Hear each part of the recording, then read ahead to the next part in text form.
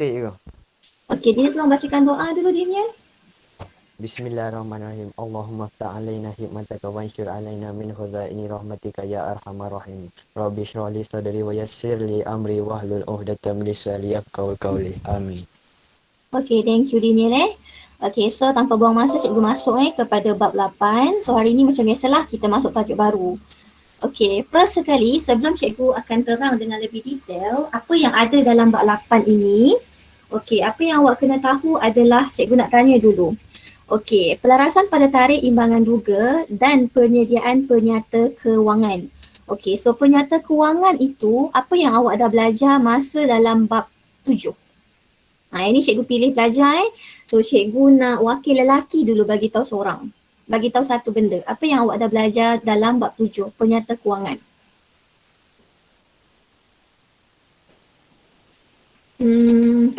Takif ada tak Takif? Ada cikgu. Ya, so Takif, bagi satu contoh penyata kewangan yang awak dah buat dekat bab 7 minggu lepas. Kita dah belajar apa?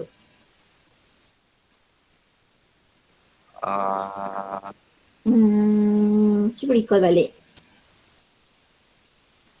Nak dapatkan untung bersih, awak kena buat apa? Penyediaan. Kalau account APUR, apur singkatan untuk apa? perdagangan. Nama panjang dia adalah akaun Perdagangan dan untung rugi. Ya, so yang pertama sekali dalam dalam penyata kewangan, untuk milikan tunggal ni awak ada yang pertama dekat sini, yang pertama adalah apur lah. So apur itu adalah akaun perdagangan dan juga untung rugi. Tadi cikgu cakap kita nak cari apa Takif? Untung dengan rugi kasar. Ya. Untung ataupun rugi Bersih. Rugi apa? Bersih. Okey, tapi kalau untung dan juga rugi kasar, awak akan cari dekat mana? Izah. Ada kan? Tadi cikgu nampak ada izah.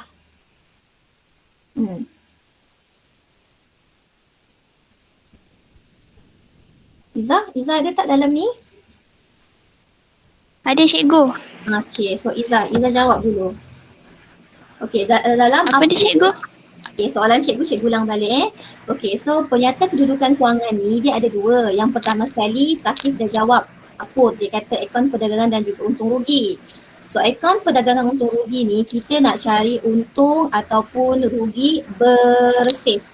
Okey, soalan cikgu, kalau kita nak cari untung ataupun rugi kasar, dia dekat mana? Kasar. Dia dekat sini juga. Akaun perdagangan. Ya, betul. Akaun perdagangan. Betul Rizah. Thank you So betul so dekat dalam akaun perdagangan. Yang untung rugi ni nak dapatkan untung bersih. So itu awak kena faham lah. So itu yang pertama. Yang kedua sekali, Izzah dah boleh tutup mic. So yang kedua, apa lagi satu penyata kewangan yang awak kena sediakan masa dalam bab 7 hari tu? Yang ini cikgu nak wakil Umairah. Umairah ada kan? Cikgu tadi ada, cikgu nampak. Penyata kewangan ni ada dua saja. Yang pertama tadi apur, yang kedua adalah apa? Umairah. Umairah dah keluar. Kalau tak ada Umairah, cikgu nak dia keluar. Okey, tak apa. Yang tengah bercakap tu siapa? Terus tak mengaku. Wan cikgu. Okey Wan, selain daripada apur, apa lagi yang awak kena buat? Penyata kedudukan kewangan. Yes, penyata kedudukan kewangan. So awak kena fahamlah untuk milikan tunggal ini, penyata kewangan yang awak sediakan cuma ada dua lah. Pertama apur dan kedua adalah PKK. Apur nak cari untung ataupun rugi, PKK kita nak tengok kedudukan kewangan kita lah daripada segi aset, liability dan juga equity pemilik. So yang tu kena jelas. Sekarang ni milikan tunggal. Milikan tunggal itu adalah jenis bentuk perniagaan, jenis organisasi yang awak belajar dalam bab 1. Selain daripada milikan tunggal, milikan tunggal ni apa lagi? 3 lagi contoh organisasi yang awak belajar masa bab 1. Pertama, milikan tunggal. Yang kedua, kalau awak tak faham soalan cikgu ubah soalan.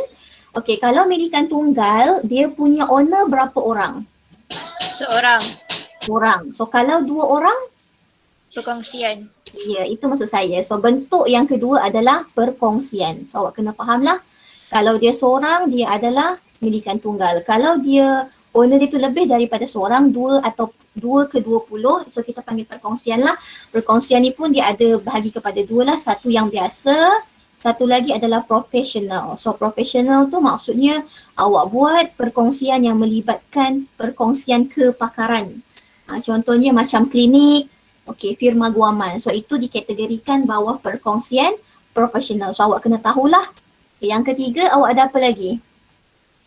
Syarikat berhad. Syarikat berhad. So awak ada syarikat berhad dan yang keempat awak ada Koperasi. koperasi. So untuk tingkatan 4 ni awak cuma belajar yang ini saja. Awak kena sediakan penyata kewangan untuk yang pertama.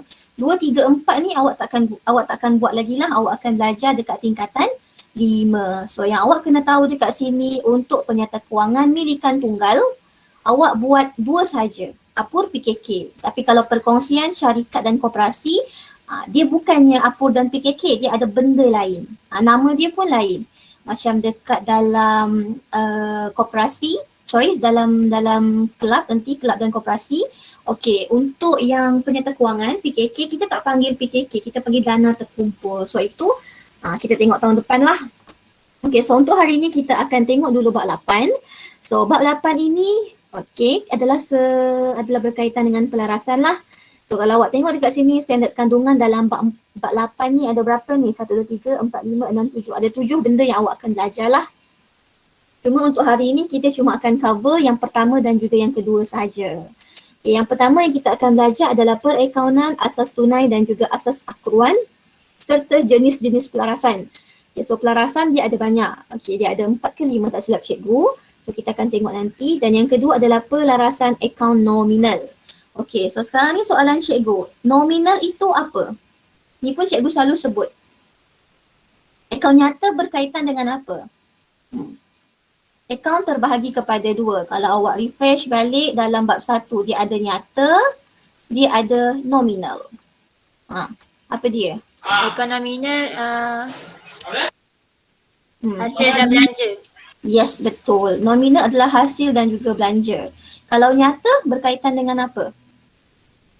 Nyata tu yang awak boleh nampak, yang awak boleh pegang. Selalu cikgu cakap macam tu. Liability. Liability Asset. hutang boleh pegang ke? Asset. Yes, akaun nyata dia cuma aset. Nak lagi spesifik dia aset apa? Aset bukan semasa. Ya, ABS ni. So dekat sini ABS. So itu yang awak kena tahulah. Itu adalah dia punya akaun nominal. Kenapa awak kena tahu? Supaya awak tak tercampur aduk. Sebab pelarasan ni ada banyak. So bila cikgu sebut saja pelarasan akaun nominal, so awak faham dia adalah hasil dan juga belanja. So kita tengok yang pertama. So untuk standard pembelajaran ni cikgu dah terangkan tadi. Itu kandungan lah. So ini adalah yang kita akan sentuh. Dekat dalam ni dia ada 2 lah. Yang pertama adalah berkaitan dengan 8.1.1, maksudnya awak boleh menerangkan pengertian perakaunan asas tunai dan juga asas akruan. So ini adalah 2 asas yang digunakan dalam merekod urus niaga, and then menerangkan maksud pelarasan, apa itu pelarasan. And then menaraikan jenis-jenis pelarasan pada tarik imbangan duga. So dia ada 5 tak silap cikgu. Nominal, pelarasan, dia ada 4. And then menerangkan keperluan mengambil kira pelarasan dalam penyediaan penyata kewangan. Maksudnya dekat sini, kenapa kita nak kena adjust benda tu? Kenapa kita nak kena buat pelarasan ke atas semua yang terlibat? Awak rasa-rasalah kalau awak tak buat adjustment, awak punya penyata kewangan yang awak sediakan, untung yang awak dapat tu, tepat ataupun tidak? Tak tepat lah kan? Sebab apa? Sebab macam tadilah kita ada pelarasan, belanja dan juga hasil. Mungkin ada hasil ataupun belanja awak tu yang awak terlebih bayar ataupun terkurang bayar, terlebih terima ataupun terkurang terima. So semua yang terlebih terkurang ni awak kena adjust untuk dapatkan satu nilai yang sebenarnya. Maksudnya sebenarnya yang patut awak terima dan sepatutnya awak dapat. And then kita tengok menerangkan maksud pelarasan belum terperoleh, belum terima, prabayar dan belum bayar. So ini merupakan apa orang kata apa orang cakap adalah perkataan-perkataan yang awak baru jumpa ni first time awak jumpa ni. So kalau awak agak sedikit keliru tak apa, cuma kalau habis kelas ni rasa macam pening-pening, kena banyakkan membaca dan juga kena start ingat lah kalau terlebih kita panggil apa, terkurang kita panggil apa. And then menyediakan contoh item pelarasan untuk ekonomi nominal, maksudnya hasil belanja dan juga macam mana kita nak rekod dalam journal dan juga ledger. So itu adalah standard pembelajaran. Okey, kriteria kejayaan. Okey, awak boleh melengkapkan 2 latihan yang diberikan dengan betul sebab kita ada 2 subtopik yang hari ni nak cover. And then objektif pembelajaran sama saja macam standard pembelajaran lah. Cuma dekat sini awak boleh lah, awak dapat menyenaraikan semua sekali ni. Okey, so tanpa buang masa kita masuk terus yang pertama. Okey, so yang pertama sekali adalah berkaitan dengan perakaunan asas tunai dan juga perakaunan asas akruan serta jenis-jenis pelarasan.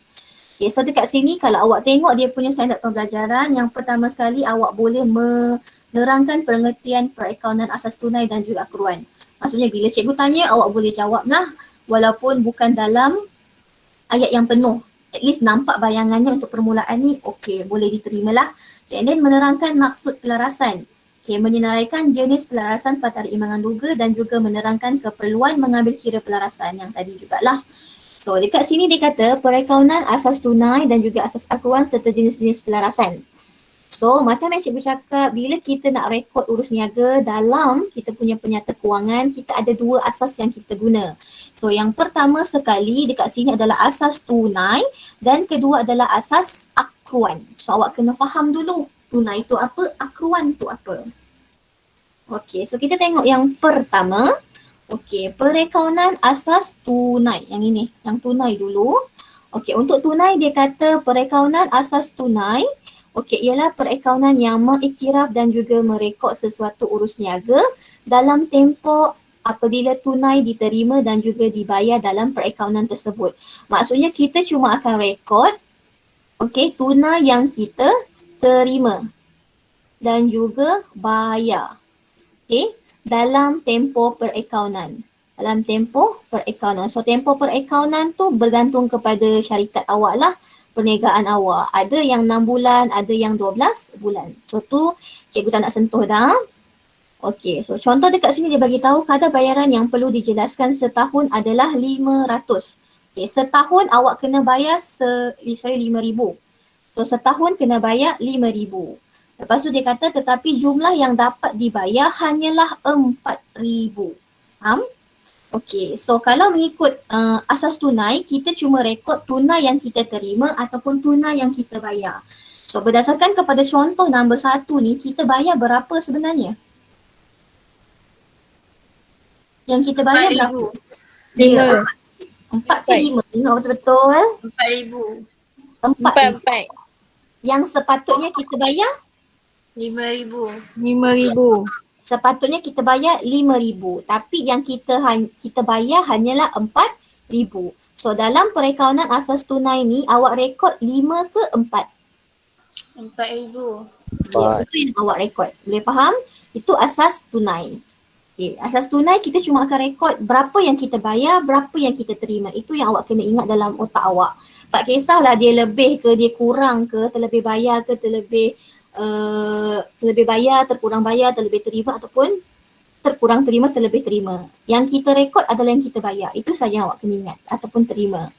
Okay, tapi untuk perakaunan asas akruan, akruan ni yang awak kena tahu, perakaunan asas akruan merupakan perakaunan yang mengiktiraf sesuatu urus niaga dan juga peristiwa apabila perkara itu telah berlaku. So keyword dia dekat sini berlaku dan direkodkan dalam perakaunan berasaskan tempoh urus niaga tersebut.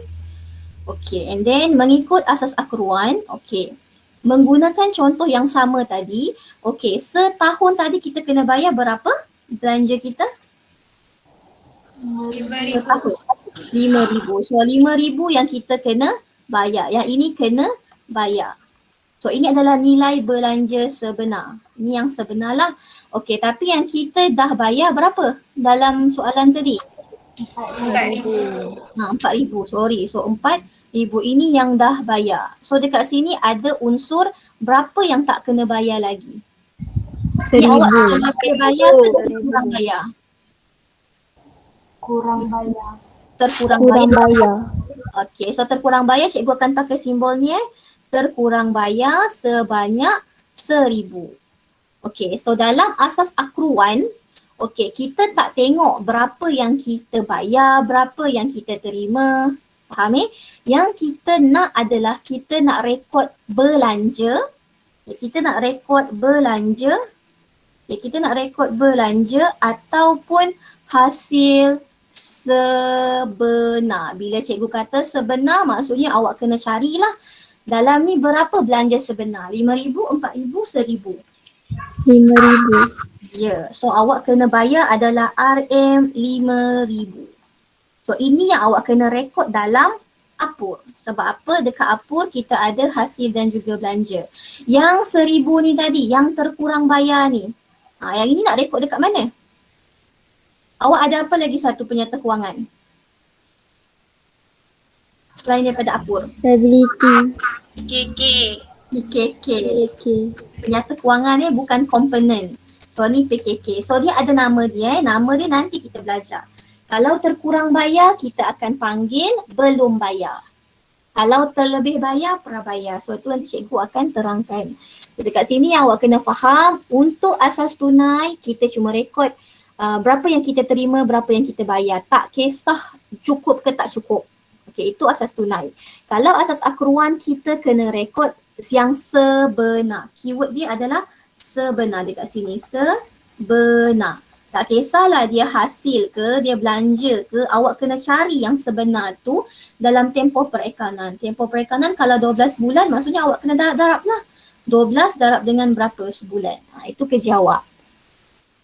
Okey, so kita tengok perbezaan antara perekaunan asas tunai dan juga perekaunan asas akruan.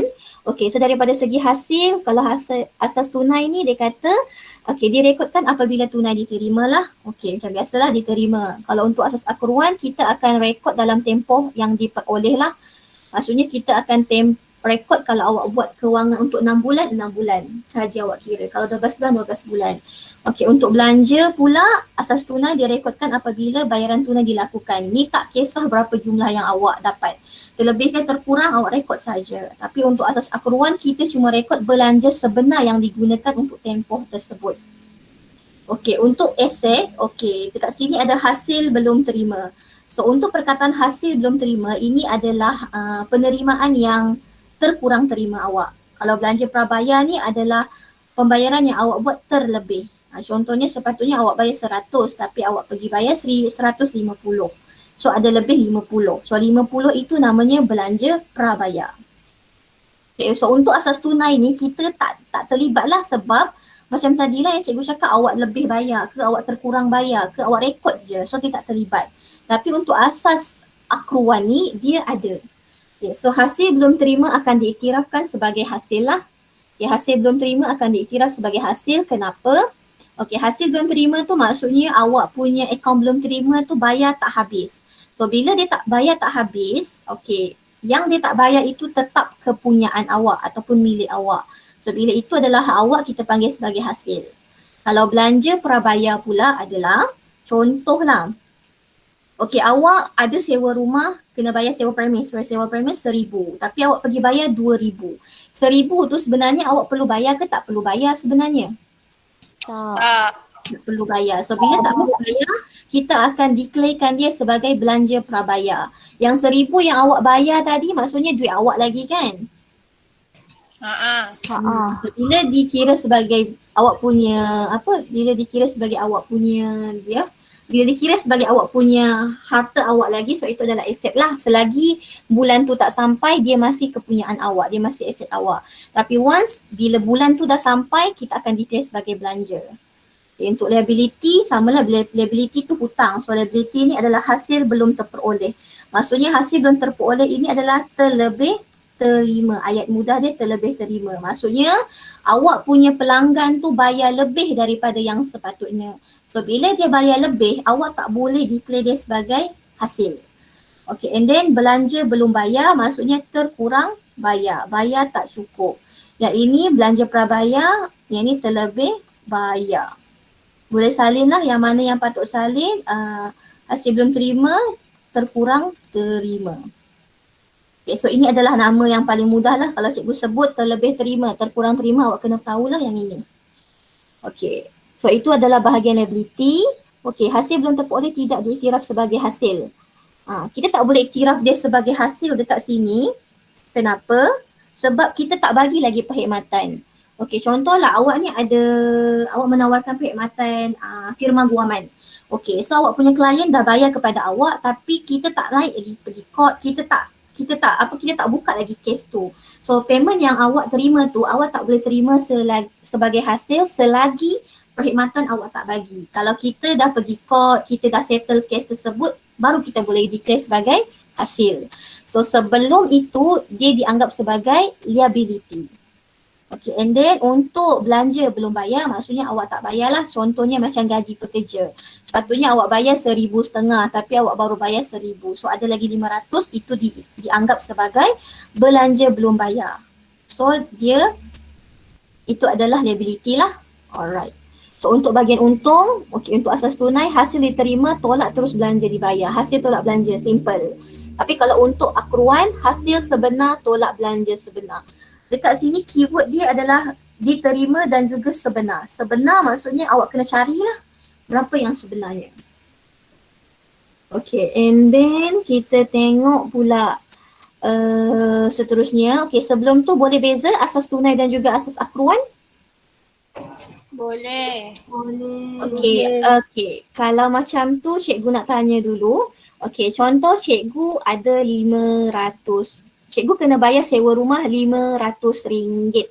Okay, tapi cikgu bayar 400 sahaja. Dalam asas tunai, berapa yang kita rekod? 500 atau 400? 400. Okay, betul. Okay, kalau dalam asas akruan, berapa yang kita rekod? 500 ke 400? 500. Okay, cikgu bayar tadi 400 kan? So beza 100 itu kita panggil apa? 100 tadi kan yang cikgu tak bayar tadi, ini 100 ni kita cerita pasal sewa tau. Kalau 100 ni sewa ni terkurang bayar. Terkurang bayar apa nama dia?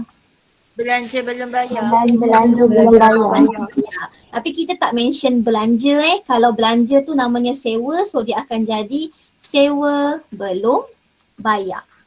Faham depan tu depends kepada apa nama hasil dan belanja awak. Okay, so 100 itu adalah sewa belum bayar yang cikgu punya. So dalam asas akruan kita akan rekod lah benda ni dekat dalam PKK. Alright, so kita tengok yang pertama sekali, jenis pelarasan pada tarikh imbangan duga. So dekat sini awak ada 4 jenis pelarasan. Okay, so yang pertama sekali adalah pelarasan ekonominal. Macam biasa, ini berkaitan dengan apa tadi? Hasil dan belanja. Yes. Hasil dan belanja. So untuk hasil dan juga belanja, awak ada 4 pelarasan. Terlebih terima. Terkurang terima, terlebih terima. Terkurang bayar, terlebih bayar. Ini nama biasa. Nama spesifik dia adalah terkurang terima, maksudnya belum terima. Kalau terlebih terima, nama dia adalah belum terperoleh. Yang ini korang akan confuse sedikit sebab dia guna perkataan belum terperoleh. Belum terperoleh ni maksudnya kita dah terima dan lebih kita terima. Kalau terkurang bayar maksudnya belum bayar, terlebih bayar, prabayar. So nama-nama 4 nama ni awak kena familiarkan dah kena start lah. Sebab benda ni awak akan pakai sampai tingkatan 5. So untuk hari ni tak apa, slow-slow dulu. And then kita ada pelarasan yang berkaitan dengan hutang lapuk terpulih dan juga peruntukan hutang ragu. Hutang lapuk tu apa? Cikgu pernah terang sebelum ni, hutang lapuk tu apa? Hutang yang tak dapat dikutip. Yes, Hutang betul. lapuk. Hutang yang tak dapat dikutip. Siapa? Daripada siapa tak dapat dikutip? ABB atau ABT? Ya, ABT. Okey, yang nombor 2 ni dia adalah berkaitan dengan ABT sahaja. Hutang lapuk, hutang yang tak dapat dikutip. Hutang lapuk terpulih, apa pula? Hutang lama yang dah dibayar. Lama yang dah pulih. Hutang lama yang dapat dikutip tiba-tiba. Okey, macam before this kita katalah contohlah cikgu dengan Syahira ni berniaga. So Syahira ABT cikgu. Mula-mula cikgu tak boleh nak cari Syahira ni. So cikgu declare sebagai hutang lapuk. Okey, tiba-tiba Syahira ni tiba-tiba dia muncul balik, dia bagi tahu dekat cikgu, cikgu saya nak bayar hutang. So dia jadilah hutang lapuk terpulih. Dan yang terakhir adalah peruntukan hutang lapuk. Ni apa dia? Peruntukan, keyword dia peruntukan. Cikgu pernah bagi tahu sebelum ni. Anggaran. Yes, anggaran. So dia adalah anggaran. Maksudnya bila kita dah berniaga dah dalam tempoh 2, 3, 4, 5 tahun. So kita dah boleh nampak pattern tau. Pattern ABT kita ni rata-ratanya bayar dalam berapa persen. So kita boleh buat anggaran mungkin dalam 1 ke 5%. Depends lah pada saiz perniagaan awak. Okay, and then susut nilai dan juga susut nilai terkumpul ini adalah berkaitan dengan apa? Kalau yang ini peruntukan Aset bukan semasa. aset bukan semasa. Yang ini aset bukan semasa. Contohnya apa? Kereta. Perabot. Kereta, perabot. Yes, pandai kereta. Bagus Aiman. Soalan cikgu nak tengok. Premis dan juga tanah. Premis, tanah dan juga premis tanah. Ada tak dia punya susut nilai?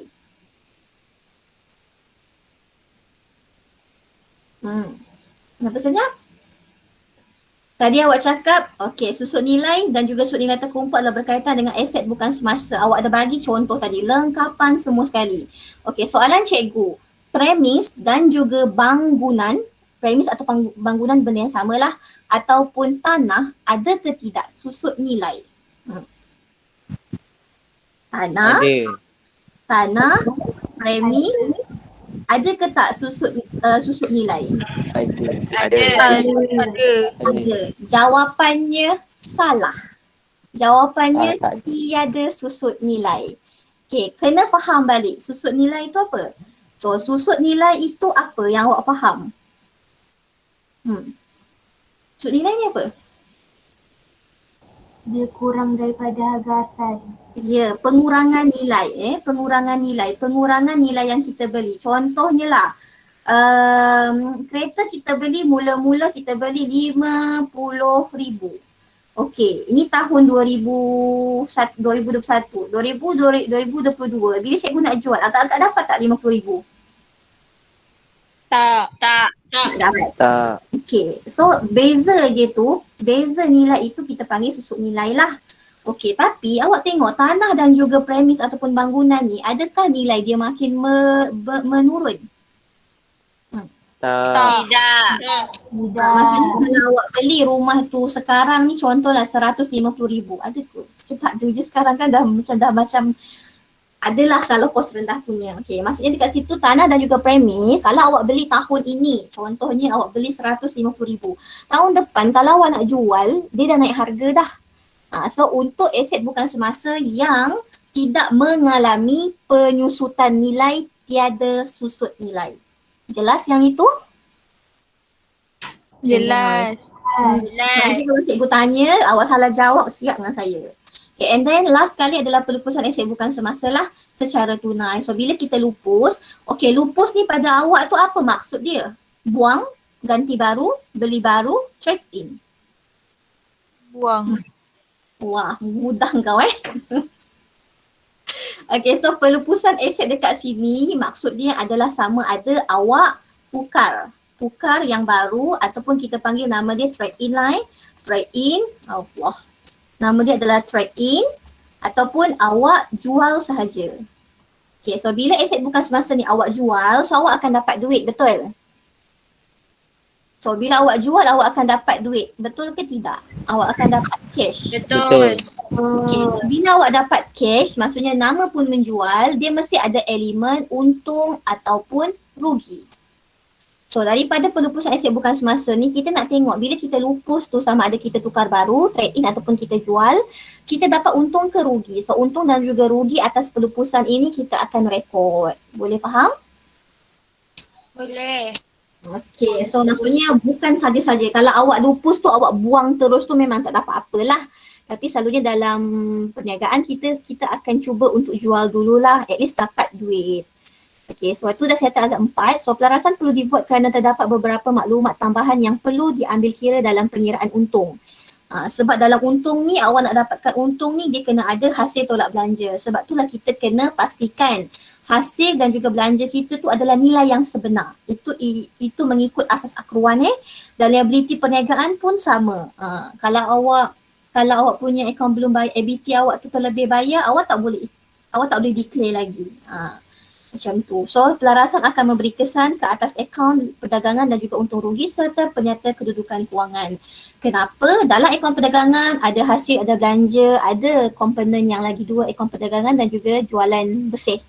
Kalau nilai yang awak masukkan tak tepat, maksudnya untung yang awak dapat pun tak tepat lah. Sebab tu dia akan bagi kesan. So yang ini, okey, kita tengok sepintas lalu Okey, nyatakan perbezaan antara asas akruan, asas tunai dan juga asas akruan. Daripada segi apa? Okey, kalau kita terima duit, kita terus rekod jumlah itu asas tunai ataupun asas akruan? Tunai. So settle Yang ini awak akan buat dengan detail, nanti hantar kat cikgu tau. Okey, and then apakah yang dimaksudkan dengan pelarasan yang awak faham?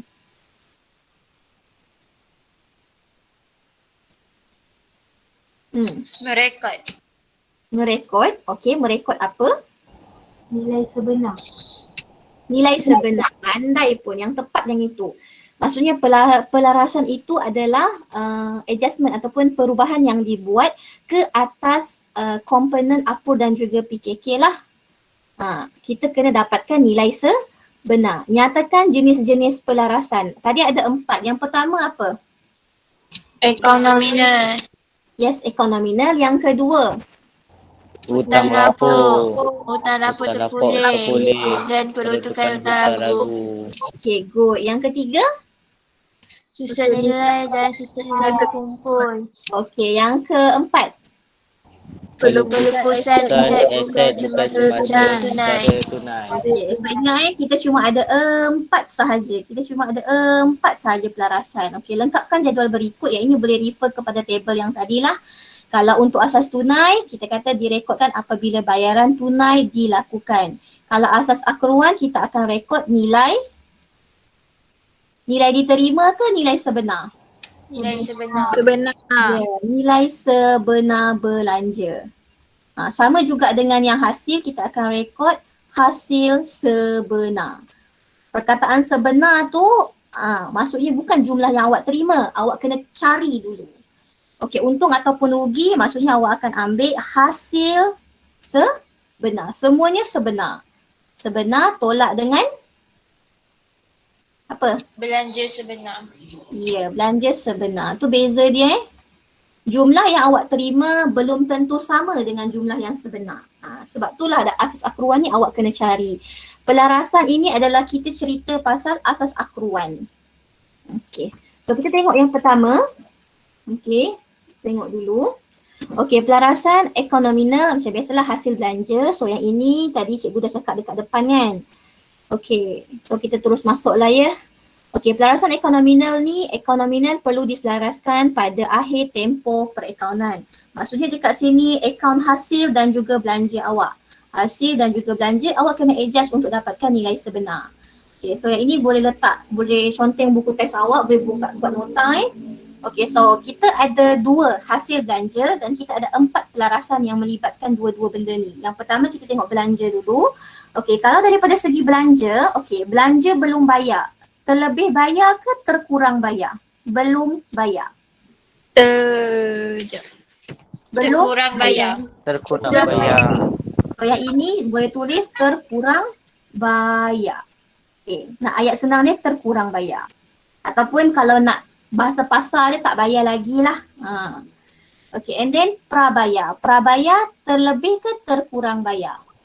Terlebih bayar. Terlebih bayar. Yang kena ingat terkurang bayar namanya belum bayar. Terlebih bayar namanya prabayar. Okey. Lepas tu contoh lagi untuk hasil. Okey, kalau hasil belum terperoleh, terkurang ke terlebih? Lebih. Okay, ini kena Terlebih. Ini kena alert ini terlebih terima. Yang ini perkataan belum ni kadang-kadang budak dia akan confuse. Kalau awak confuse, tengok yang bawah dulu. So yang bawah ini adalah terkurang terima. So ni kena ingat nanti cikgu akan tanya balik. So kita tengok satu-satu apa beza dia. Okay, so untuk hasil belum terperoleh. Ni tadi terlebih ke terkurang? Terlebih. Terlebih. Dia macam teragak-agak kan. Tak apa, slow-slow. So ini terlebih terima. Okay, so terlebih terima. Okay, kita tengok dulu. Okay, hasil yang sepatutnya diterima bagi tempoh perakaunan akan datang tetapi telah diterima dalam tempoh perakaunan semasa. Okay, ayat mudahnya macam inilah. Okay, tahun sekarang 2021, tahun depan 2022. Contohnya hasil adalah commission. Logik ke commission? Bolehlah commission. Allah. So, contohnya adalah commission. Okay, commission. Okay, untuk tahun 2021 adalah 2,000. Okay, untuk tahun 2002 kita ada 1,500. Maksudnya dekat sini, commission untuk tahun 2022 kita dah terima pada tahun 2021. Faham Itu bila jadi keadaan macam tu, dia akan jadi hasil belum terperoleh lah. Nama dia adalah commission belum terperoleh. Kita terima tahun depan punya untuk tahun semasa. Boleh faham yang itu? Boleh. Boleh. Dia nampak macam susah sikit. Ambil masa awak slow-slow. So awak kena faham satu je. Tahun depan punya hasil dah terima tahun ni. Ataupun tahun 2022 punya hasil dah terima tahun 2021. Okay, so benda macam ni tak boleh masuk dalam apur, dalam asas akruan sebab kita tak boleh declare sebagai hasil sebab itu tahun depan punya. 2022 itu 2022 punya cerita lah. Sekarang ni kita buat 2021. So ingat 2021 je. So apa yang awak kena buat, yang kedua adalah mengurangkan hasil yang diterima bagi tahun semasa. Okay, maksudnya total lah, contoh lah 2021 dengan 2022 berapa jumlah komisen yang awak terima dekat situ? 2021, 2000, 2022, 2,500. Berapa jumlah dia? 3,500. Okay, so maksudnya 3,500 ni awak terima untuk tahun 2021 yang mana dia melibatkan 2021 punya komisen dan 2022 punya komisen. So dekat sini adjustment yang awak kena buat adalah awak kena kurangkan hasil yang diterima. Yang kita terima 3,500. Yang kita tak patut terima berapa? 1,500. Ya, so awak kena tolak 1,500. So sebenarnya komisen yang sebenar adalah 2,000 sahaja. Yang itu boleh faham? Boleh. Slow-slow Okey, ketiga, direkodkan sebagai liability semasa dalam penyata kedudukan kewangan. Okey, yang direkodkan sebagai liability semasa ni yang terlebih terima tadi. Berapa terlebih terima?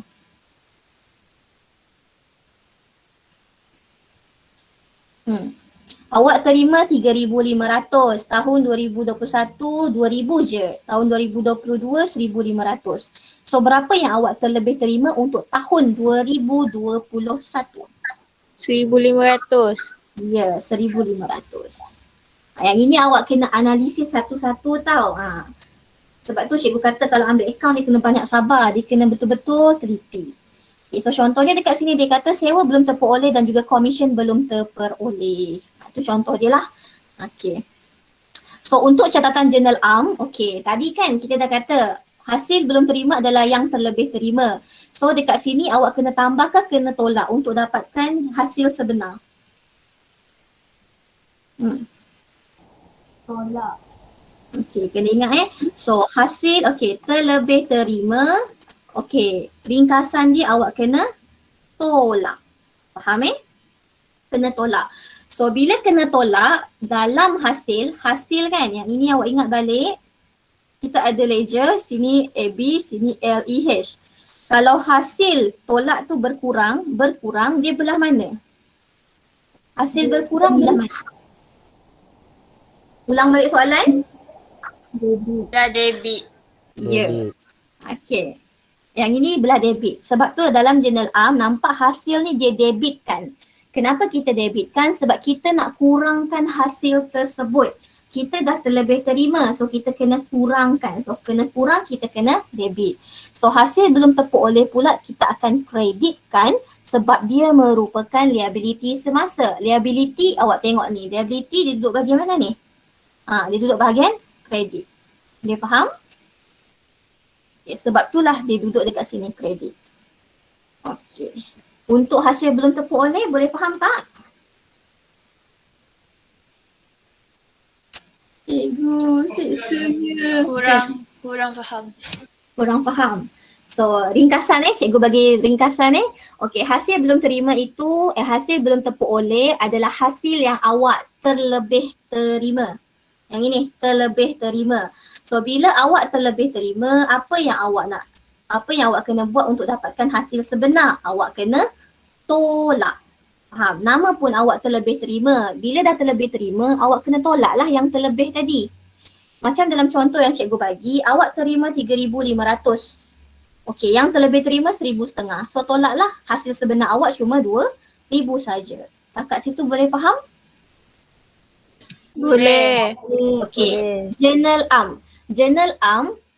Okey, cikgu cakap tadi, kenapa hasil yang kita debit? Kenapa hasil belum tepuk oleh kita kredit?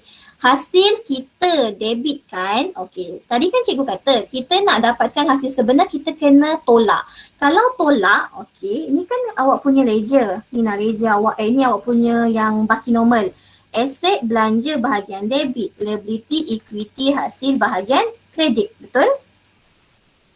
Betul. Okey, maksudnya aset belanja bertambah bahagian debit.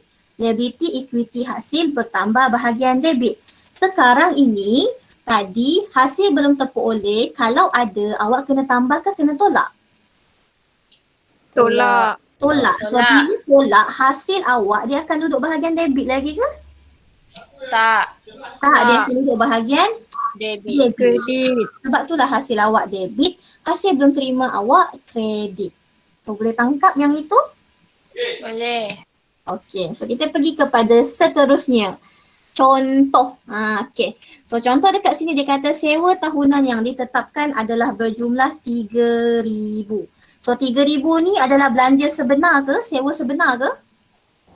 Ya. Ya, so ini adalah sewa sebenar. Sewa sebenar adalah 3,000.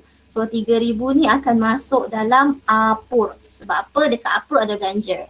Okay, and then dia kata pada akhir tempoh perakaunan sewa yang telah diterima adalah sebanyak 5,000. Maksudnya awak terima 5,000. Terlebih terima ke terkurang terima? Terlebih terima. Ya, terlebih terima. Sebanyak berapa? 2,000. 2,000. Ini yang awak kena keluarkan data dia dulu. Dah dapat data ni settle. Okey, so maksudnya awak kena kurangkan hasil awak 2,000. Sebab awak patut dapat 3,000 je tapi awak dah dapat 5,000. So kena tolak 2,000. Maksudnya hasil kena tolak 2,000. Sebab itulah di sini sewa diterima kita debitkan 2,000. Kenapa kita debitkan? Sebab hasil berkurang bahagian debit. Boleh tangkap yang tu? Boleh. Yeah. Ni macam yang tadi lah. Okay, lepas tu sewa belum tepuk oleh kita adalah 2,000 dekat sinilah kredit. Okay, itu adalah journal am dia. Kita tengok ledger dia. So ledger kita kena sediakan dua lah. Yang pertama adalah sewa diterima. Yang kedua adalah sewa belum tepuk oleh. Alright. So dekat sini, okay, first sekali kita buka akaun sewa diterima lah. Yang ini adalah akaun hasil So ini adalah hasil kita. Perkataan sewa tu jangan confuse, bila belakang ada diterima dikira hasil. Okay, so pertama sekali awak tengok dekat contoh 2, berapa jumlah duit yang awak terima?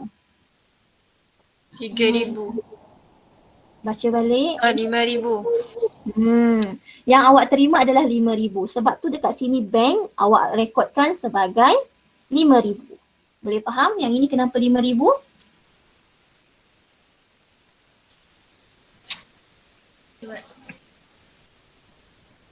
Okey, nilai bank ini kita akan rekod nilai yang kita terima lah. Berapa yang kita terima tahun tu. So kita terima 5,000. Boleh dapat? Boleh. Okey, nampak ni dekat atas cikgu tulis sewa sebenar adalah 3,000 dalam apur. Faham apur Okey, hasil komponen apa? Jualan bersih, kos jualan, hasil belanja. Belanja. Belanja kategori dalam mana? Untung Perdagangan? rugi. Ya, untung rugi. Untung rugi. So ini adalah nilai sebenar. Sebab tu dekat sini akaun untung rugi awak adalah 3,000. 1,000. Okey, boleh dapat? Boleh. Okey, so dekat sini awak boleh nampak beza lah. Sini 3,000, sini 5,000. So beza tu 2,000. So 2,000 tu kurang dekat mana? Dekat bahagian debit. So ini adalah sewa belum terperoleh. Boleh dapat yang tu? Boleh. Okey, sebenarnya kalau awak dah buat journal arm ni, sebenarnya awak transfer je pergi ledger. Itu je sebenarnya. Contoh macam dekat sini, sewa diterima, debit. So buka dekat sewa diterima, rekod bahagian debit. Itulah maksud dia. Cuma rekodkan butiran kredit. Okey, untuk sewa belum terperoleh pula, okey, pindahkan sahaja. Nampak ni sewa belum terperoleh awak yang ini. Yang ini ni. Dekat journal arm bahagian kredit kan. So awak buka akaun sewa belum terperoleh, tulis saja bahagian kredit tapi butirannya adalah sewa diterima. Kenapa kena ambil sewa diterima? Masa kita belajar ledger, cikgu dah terangkan. Kalau kita buka journal arm, kita buka contoh macam ni dekat sini, kita buka akaun sewa diterima. Okey, kita akan rekod bahagian debit sebab dekat sini dia debit. Tapi butirannya adalah yang kredit. Itu adalah hukum ataupun peraturan kita pindahkan dalam ledger. Yang tu boleh dapat Boleh. Pening kepala Okay, and then kita tengok daripada untung rugi dan juga PKK. Okay, ini maksudnya dekat mana awak nak rekod je. Okay, nampak ni. Okay, ni untung rugi bahagian bentuk T. Okay, so sewa diterima adalah hasil. So dia akan duduk bahagian kredit lah. Okay, tadi berapa jumlah sewa yang sebenar? Sebenar. 3,000. 3,000. So yang awak kena faham dalam apur ataupun untung rugi awak akan rekod semua yang sebenar. Faham Dalam PKK awak akan rekod yang semua terlebih ataupun terkurang bayar ataupun terkurang terima. Jangan confuse kedudukannya di mana. Apur ada hasil belanja. Maksudnya kena letak nilai sebenar. PKK yang pelarasan, yang 4 tadi. Belum bayar, belum terima, prabayar, belum terperoleh. So ini adalah kedudukan dekat dalam PKK lah. Sewa belum terperoleh. Boleh? Boleh. Alright, so kita tengok yang kedua. Okay, hasil belum terima. So hasil belum terima tu terkurang ke terlebih terima? Terkurang. Ya, terkurang terima. Kalau terkurang terima, awak patut terima ke tidak sebenarnya? Patut. Patut. Kalau patut, awak kena tambah. Ingat kena tambah. Tadi kalau yang ni sewa belum terperoleh, awak terlebih terima. Terlebih terima, awak tak patut terima sebab tu kita tolak. Tapi kalau untuk hasil belum terperoleh, kita terkurang terima. Bila terkurang terima maksudnya kita punya income tu tak cukup lah. So kita kena minta, so kita kena tambah lah. So hasil yang sepatutnya diterima tapi masih belum diterima dalam perakaunan semasa. Okey, direkodkan sebagai aset semasa dalam penyata kedudukan kewangan. Okey, kenapa hasil belum terima itu kita declare sebagai aset semasa? Okey, jawapannya adalah sebab hasil belum terima itu adalah kepunyaan kita. So, bila kepunyaan kita, dia adalah harta kita, so dia adalah aset kita lah. Okey, so contoh dekat sini sewa belum terima dan juga komisen belum terima. Boleh faham yang atas ni? Boleh. Okey, so nampak dekat sini cikgu tambahkan. Kalau hasil bertambah bahagian mana? Ni AB, ini LE. Kredit. Ni sini tambah, sini ni sini tambah juga. Kena kredit kan? Hasil bertambah bahagian kredit. Nampak ni dekat bawah ni hasil kredit. Boleh dapat? Boleh. And then yang bawah ni hasil belum terima dia debit lah. Sebab hasil belum terima adalah aset. Aset bertambah bahagian debit. So itu untuk hasil belum terima. So kita tengok contohnya dekat sini. Okey, kedai Siti menerima komisen berjumlah 700. Okey, 700 awak dapat 700 pada tahun 2016 bagi perkhidmatan yang diberikan. Komisen ini telah diterima pada Siti pada 30 November 2016 sebanyak 500. dan bakinya pada 5 Mac 2017. Okey, tempoh perekonan berakhir pada 31 Disember. Okey, dekat sini kena baca betul-betul So kita buat ringkasan. Okey, so 2016 dia terima sebanyak 700. Okey, komisen ini diterima. Okey, maksudnya dekat sini komisen sebenar awak adalah 700. Okey, komisen sebenar awak adalah 700. Ingat ni 700.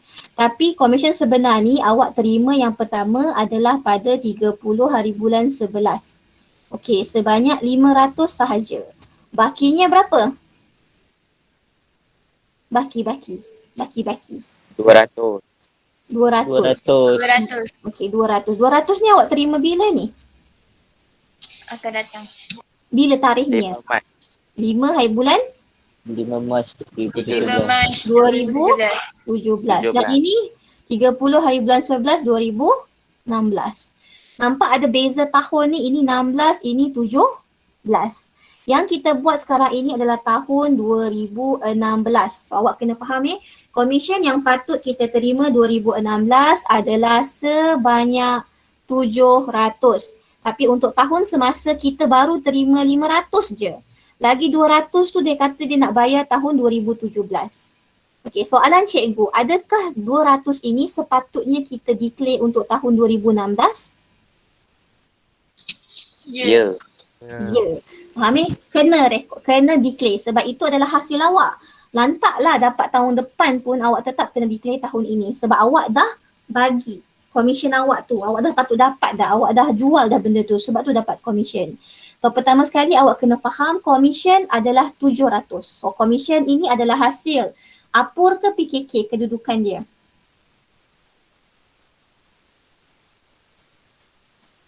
Komisen adalah kategori apa? Belanja. Hasil. Hasil duduk dekat mana? Apur ke PKK? Apur. Apur. So maksudnya 700 adalah nilai yang kena duduk dekat dalam apur, dekat dalam untung rugi lah. So nampak ni 700 dekat sini. Boleh? Nampak. Okay, and then yang kedua adalah dekat sini. Yang tadi dalam contoh 3 ni dia adalah Dia adalah komisen belum terima lah. Sebab sepatutnya awak terima 700 tapi awak baru terima 500. Ada berapa lagi yang tak dapat? Laju ke? Laju sikit. Okey. Komisen untuk tahun 2016, 2016 yang kita patut dapat adalah 700. Tapi yang kita baru dapat hanyalah 500. Berapa lagi yang tak dapat? 200. 200. So 200 ini adalah komisen belum terima. So belum terima ini hak kita. So bila kita punya dia adalah aset semasa. So dalam PKK kita akan letak bawah aset semasa, letak komisen belum terima 200. So dekat apa PKK catatannya boleh faham? Boleh. Okey, so kita patah sedikit, kita tengok ledger dia. Yang ini tadi macam biasalah journal arm, kenapa komisen ini kita kreditkan? Okey, sebab kita nak declare 200 tadi tu. So 200 tak dapat kan, so kita kena tambahlah untuk jadikan dia 700. Okay, komisen belum terima 200. So ini dia punya akaun belum terima dan juga akaun komisen lah. Okay, macam biasa untuk komisen belum terima. Okey, awak tengok komisen belum terima debit. So letak bahagian debit. Okey, tulis perkataan komisen diterima 200. Ni tutuplah baki HB, pindahkan ke bawah macam biasa. Tapi bila awak buka akaun komisen diterima, okey, so yang awak dah terima baru 500. Bank awak 500 sebab tahun 2016 baru terima 500. Yang awak tak terima lagi 200. So yang sepatutnya awak pindahkan dekat apa adalah 700. Boleh faham yang ini? Cikgu, Ya.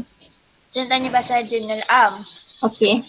Kenapa komisen belum terima tu dekat atas and bahagian debit? Kenapa dekat atas dan juga bahagian debit? Mana? Komisen belum terima, kenapa dekat atas? Okey. So sekarang ni awak kena faham soalan ini adalah berkaitan dengan cikgu contoh bawah ni dia adalah berkaitan dengan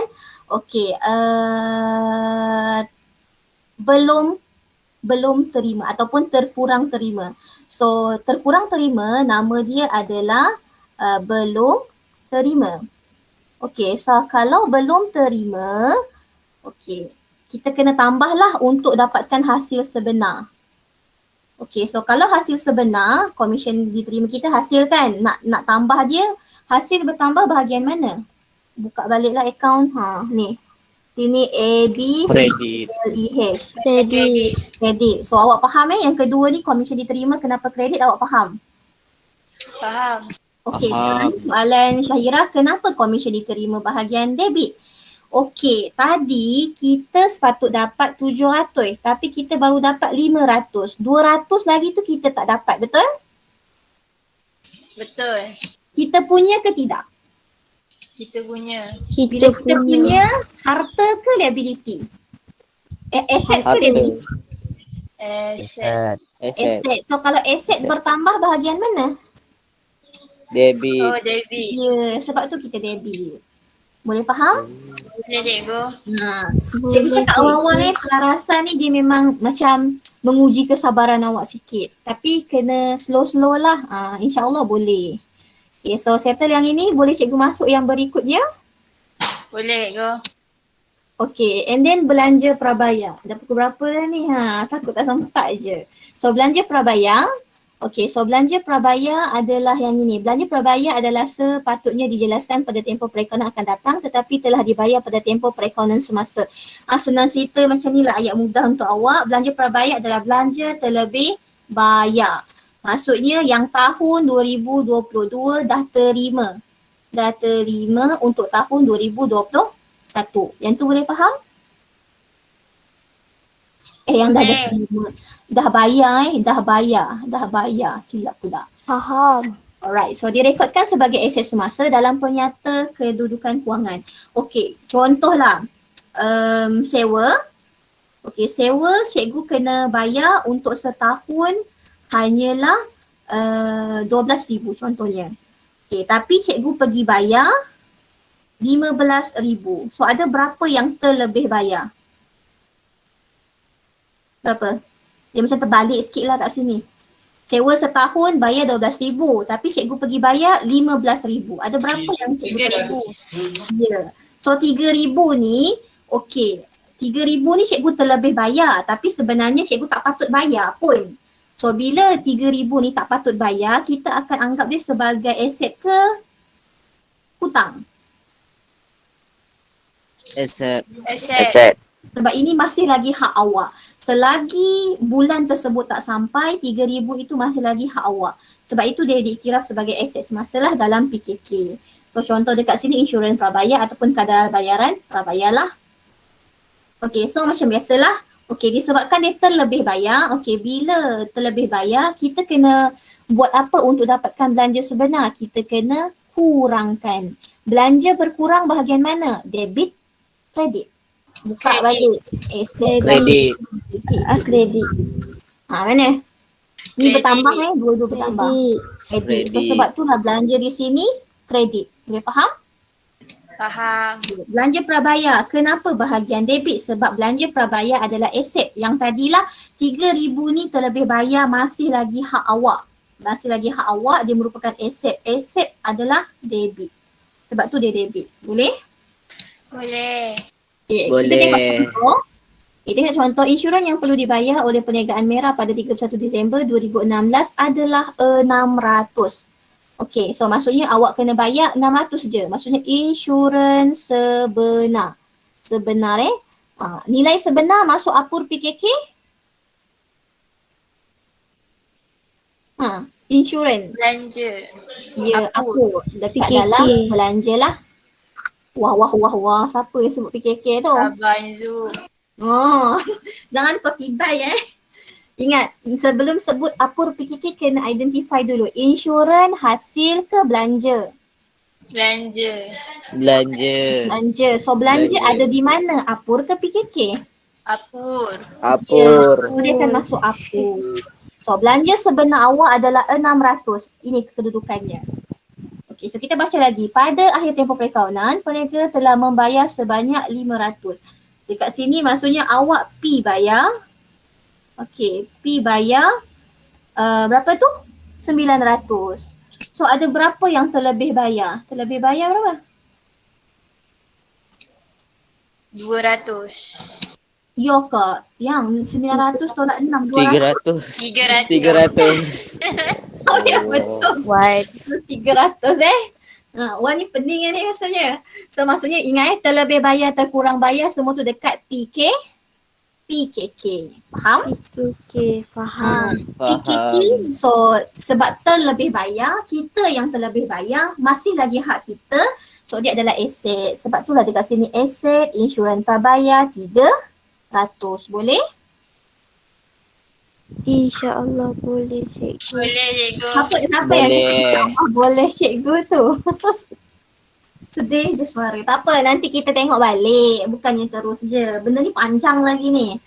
Okay, so dekat sini macam biasalah. Okay, kenapa? So kita dah dapat nilai yang beza tadi 300. So dekat sini awak nampak insurans prabayar kita akan rekod debit. Insurans kita akan rekod dekat bahagian kredit. Sebab kita kena kurangkan lah. Sebab kita dah bayar 900. Yang sebenar kena bayar 600. So 900 nak jadikan dia kepada 600, awak kena tolak lah 300. So tolak ini adalah maksud kurangkan belanja. So debit kena kredit lah. Belanja berkurang kredit. Boleh Okay, kalau tengok dekat akaun insurans pula.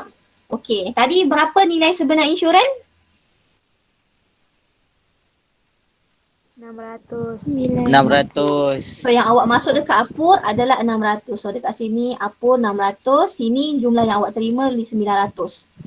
Okay, so jumlah yang awak kena untuk insurans prabayar yang terlebih bayar 300. Itulah, so insurans prabayar dekat sini jumlah insurans prabayar adalah 300 lah. So ini adalah insurans. So itu sahaja. Okay, tengok yang terakhir. Okay, belanja belum bayar. So belanja belum bayar ni, okay, belanja belum bayar ni terkurang ke terlebih bayar? Terkurang. Yes, terkurang Kurang. bayar. So terkurang bayar awak kena bayar ke tidak? Kena. Kena bayar. Maksudnya kalau awak kena bayar, belanja awak bertambah ke berkurang? Bertambah. Bertambah. Faham Okey, dia kalau nak buat ayat dia senang macam ni lah.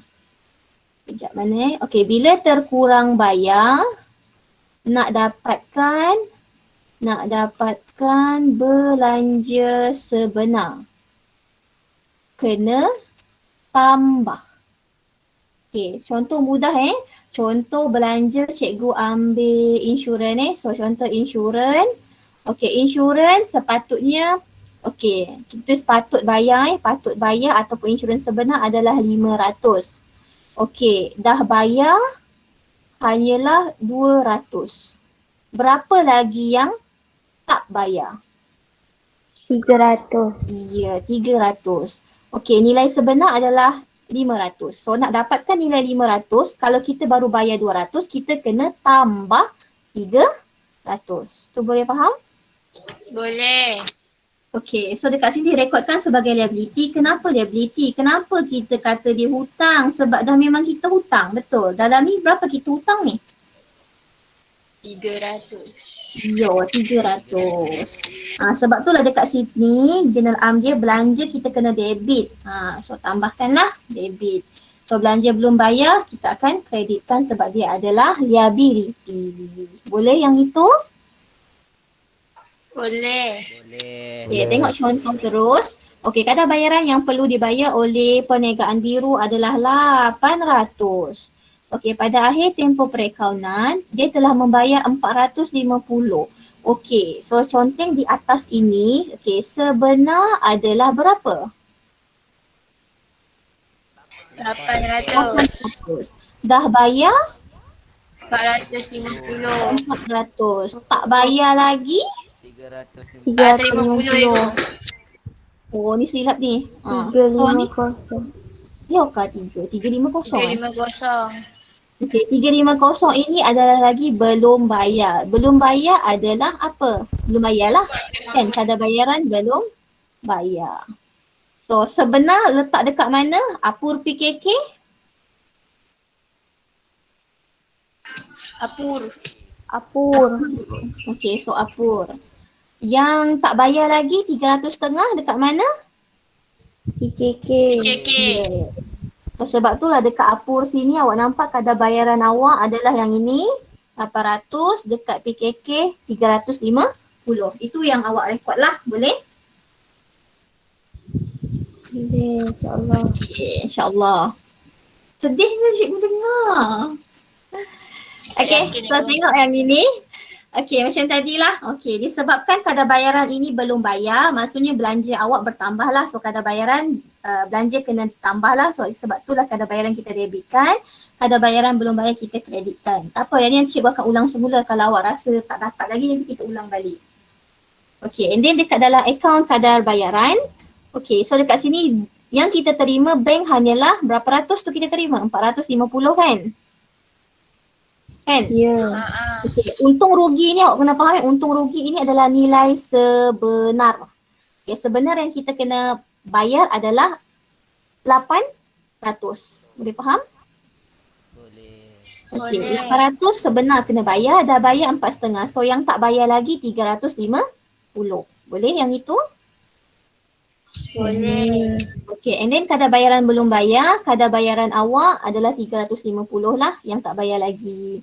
So ni lah dia punya lah macam biasa. Alright. So kita tengok dulu yang ini. Okay, tengok latihan minda 8.2. Okay. Kita tengok mana yang kita mampu buat lah ya. Okay, pertama jelaskan masuk hasil belum terperoleh, belum belanja prabayar, hasil belum terima dan juga belanja belum bayar. Okey, yang ini jelaskan tu tak apa, cikgu nak awak bagi tahu dulu. Hasil belum terima, terkurang ke terlebih bayar? Terlebih terima. Terkurang bayar. Kurang. Awak jangan saya cakap cikgu terima ke bayar? Hasil. Terima. Okay, terlebih terima. Awak boleh tulislah, okey hasil belum terima merupakan hasil yang diterima awal pun boleh juga. Kalau nak letak ayat buku lagi cantik lah. Hasil belum terperoleh merupakan hasil yang diterima untuk perakaunan akan datang diterima pada perakaunan semasa. Boleh tengok buku macam mana urutan ayat dia lah. Kalau belanja prabayar terkurang ke terlebih? Terlebih bayar. Dia pandai terlebih bayar. So itu adalah keyword dia Hasil belum terima Terkurang. Kurang. Terkurang bayar. Terkurang terima. Dan belanja belum bayar Kurang bayar. Terkurang bayar. Okay, itu nama yang ringkas. Okey, sekarang ni cikgu nak tanya efek dia, tambah tolak. Okey, kalau ada hasil terlebih terima, nak dapatkan hasil sebenar tambah ke tolak? Tolak. Tolak. Okey, bila ada belanja yang terlebih bayar, nak dapatkan belanja sebenar tolak ke tambah? Tolak. Tolak. Kalau ada hasil terkurang terima, nak kira hasil sebenar tolak ke tambah? Tambah. Tambah. Okey, ada belanja terkurang bayar, nak dapatkan belanja sebenar tolak ke tambah? Tambah. Ya, so sebenarnya ringkasan dekat sini yang cikgu boleh bagi tahu awak adalah okey, terlebih terima, terlebih bayar. Okey. Okey, yang ini nak dapatkan nilai sebenar hasil ataupun belanja awak kena tolak. Tapi kalau terkurang terima ataupun terkurang bayar, kena tambah. Tolak tambah ni apa? Nak dapatkan hasil dan juga belanja sebenar yang awak kena pindahkan ke dalam apur. Itu yang awak kena faham. Sebab markah tu dia ada dekat apur PKK sebenarnya. Boleh? Okey tak? Ni ringkasan boleh tulis dulu dekat dalam buku awak. Kalau awak guna yang sini awak, mungkin dia dah conteng lah kot. Sebab cikgu selalu pesan benda yang sama je. Okey, tengok soalan nombor 2. Mutu menerima komisen berjumlah 800. So ada komisen 800 untuk perkhidmatan yang diberikan. Komisen yang diterima oleh Mutu pada 30 Jun adalah 300 dan bakinya akan diterima pada bulan Januari 2017. So sekarang ni awak kena faham kita cerita tahun 2016 ke 2017 ni? 2016. So 2016, okey, komisen yang awak patut dapat, komisen sebenar berapa yang sepatutnya? 800. 800. Ya. Yang dah dapat 300 je. 300. 300. Tak dapat lagi? 500. Ya. 500. Tak dapat ini namanya apa? Komisen hasil ke belanja? Hasil. Belanja. Hasil. Komisen hasil kena ingatlah. Komisen adalah hasil. So hasil, kalau hasil yang terkurang kita panggil apa? Tengok dekat atas hasil terkurang. Hasil belum terima. So ini 500 adalah komisen. Komisen belum terima. Jangan letak hasil belum terima kita dah ada nama komisen. So pakai komisen. Okey, soalan dia tanya tempoh perakaunan berakhir pada setiap 31 Disember. Dia kata hitung komisen yang masih belum diterima. So berapa yang belum diterima tadi? Adalah dalam 500. Yo, betul, pandai. Komisen yang patut diterima? 800. 800. Komisen yang dah terima? 300. 300. Yes, itulah kerja awak dalam bab ini. Kena tanya diri awak. Berapa komisen diterima? Berapa yang dah terima? Berapa patut terima? Benda tu yang awak akan jawab sendiri masa awak jawab soalan ni. So memang banyak pakai otak Okay, and then seorang peniaga bernama Ling menerima sewa tahunan sebanyak RM5,000. Pada 31 Disember 2016, penyewa membayar sewanya berjumlah RM5,500. So kita conteng belah sini Okey, sewa sebenar, dibayar sewa dibayar yang sebenar adalah berapa? RM5,000. Dah bayar? RM5,500. Terlebih bayar ke terkurang bayar? Terlebih bayar. Terlebih bayar berapa? 500. 500. Kalau bayar payment belanja terlebih bayar kita panggil apa? Belanja prabayar. So ini adalah sewa kan? So ini adalah sewa. Sewa Sewa prabayar. prabayar. Boleh, ini sewa prabayar. Berapa sewa sebenar? RM5,000. RM5,000. Itu awak kena faham. Kena pandai adjust, kena tahu. Okey, so dia tanya kira sewa yang belum terperoleh. Sayang. Ini apa? Sewa diterima ke sewa dibayar ni? Astaghfirullahalazim. Cikgu minta maaf Nombor 3 ni dia kata menerima, bukannya membayar. So kalau menerima ini bukan sewa dibayar tapi apa? Sewa diterima. Ya, minta maaf yang ni sewa diterima. Yang ini dah terima Ni dah terima. Yang ini bukan terlebih bayar tapi terlebih terima. Ini bukan sewa prabayar, ini adalah sewa belum terperoleh. Okey, cikgu minta maaf cikgu tak perasan perkataan menerima itu. Okey, so settle Alright. Ada lagi 2 minit. So 2 minit lagi tu kita tak sempat dah tahu nak buat nombor 4 ni. Okey, nombor 4 tak sempat tapi cikgu nak tengok efek dia saja cikgu nak tanya tambah ke tolak.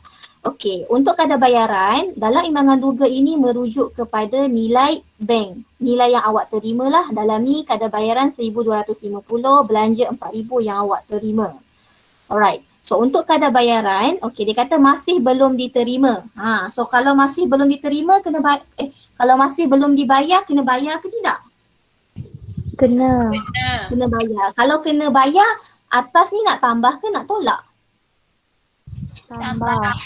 Yes, pandai. Kena tambah 500. So awak akan dapat sini 1,750.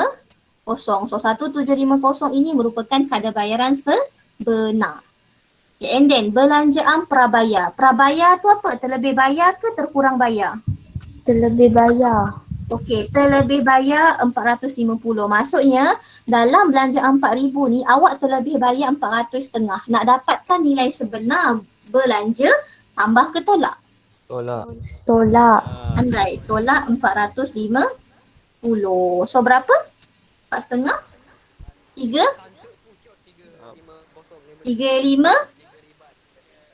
Berapa 4,000 tolak 4,5, 3,000 berapa? 4,5. 5,000, 3,550 kan? Itu nilai dia. So lagi yang account tu tak sempat nak buat lah. Ya, sebab kita cuma ada 1 minit je lagi. Alright, cuma yang apa yang cikgu boleh bagi tahu dekat awak untuk apa? Cikgu buat satu lah akaun kadar bayaran Contoh akaun kadar bayaran dekat sini. Okay, kita ada akaun kadar bayaran. Okay, yang pertama sekali sila rekodkan berapa jumlah bayaran yang kita terima.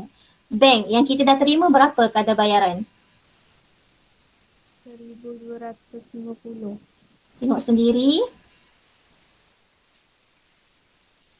Kadar bayaran yang kita dah terima berapa? 1250. 1250. Ingat dalam imbangan duga merujuk kepada jumlah yang kita dah terima dan juga dah bayar. So untuk kadar bayaran kita dah bayar 1250. So bayaran belanja kalau bertambah bahagian mana? Debit. 1,750. So awak akan tulis dekat sini dalam ni bank. Bank 1250. Okay, bila ada kadar bayaran belum dibayar maksudnya awak kena tambahkan. So untuk belanja tambahkan pun duduk bahagian debit. So awak akan tulis dekat sini kadar bayaran belum bayar. Berapa tu? 500. Boleh So tutuplah akaun awak dekat sini 1750. Ini pun 1750. Kadar bayaran ada baki HB ke ataupun terus pindah pergi dalam Apur? Terus pindah dalam Apur. Pindah Apur. Kita nak tulis apa? Kadar bayaran belanja duduk mana? Perdagangan ataupun untung rugi? Pedagangan. Untung rugi. Rugi. Ya, untung rugi. Sabar. Tapi yang sebut perdagangan tadi tu kena tengok balik lah. Ada lah tu something. So ini nilai dia 1750. So itulah nak buka lah. So yang ini cikgu akan ajar buka balik kemudian lah ya. Kita kena fokus buka ledger dulu. Alright, so itu saja untuk hari ini. So awak dah belajar untuk hari ini adalah berkaitan dengan apa? Kenapa tak boleh keluar? Okay, so yang awak dah belajar hari ini adalah berkaitan dengan pelarasan. So ada berapa jenis pelarasan? 4. 4. Yang pertama apa?